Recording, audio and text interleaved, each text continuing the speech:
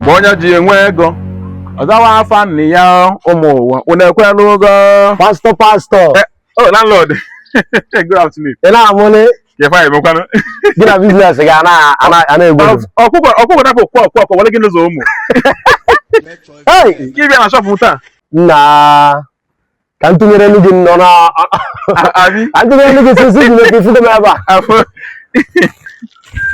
Nka biscuit. Yes. Ya wokem odi ka ya ga pata. Now. Okay. I am last week. Una gbonu. My one season. Season look on I then with chance. You think ka ko bo nwe. And then even all supermarket can na run. Akpo do in case you want to I come here. Okay. Oga do eki. Okay. Papa God help me. Mgbe onye jere nwe ego. Ọzawa afa nne ya ụmụ ụwa. Unu ekwela ụgọ. Ego dị n'ogu. Ọzawa afa nne ya nwoke mgbe onye jere nwe. Aba m ebe nwa isi ka ibidi m oche. Na ọ na-ewe n'iwe. Gbogwekwa anụ. Iwe n'iwe. Nwaanyị amụsụ anyị nebụ ma. Ha ji ọgwụ ele ahịa. Mkpụrụ oche ka nọ laanị ọ na-atakarị m. Biko ewe n'iwe by this time next time egote oche. Oh. Next year.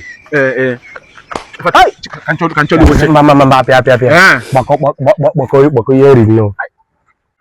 Nje na nwanya calculator kita no ye bi pare wo nwanya kan wo phone gbako. Calculator ye me kwa gini.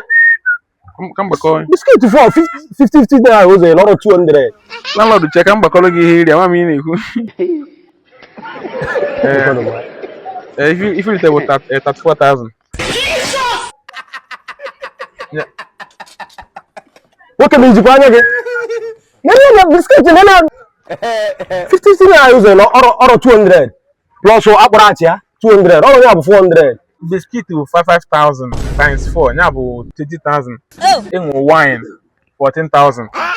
Foreign wine. O mo go no ahịa supermarket ko si ade. Na, amagwa me na akọ. Ife na mala kare ya. Biscuit ya foreign, all the way from China. Nke kata kwa foreign. And ya mo go na supermarket. Ona ki sell na o the whole supermarket.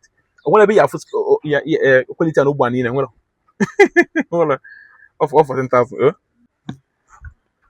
Hey, that's 4,000. Oi. Okay. Yeah. Afu na enwere mmanya. Ofu ogi n'anya. Bịa na be m ka ị bịa na m ego. Ma mmanya. Mba, ofu anaghị n'anya. Ị bịa ya adịbịa wele ego. So ọ bụrụ na ka agbakọ ọnụ ahịa mana so ego ụgwọ ụlọ mmadụ na mma akwụsị gị. Nema. Okefu. One naira pụọ n'ego na. One naira pụọ n'ego na.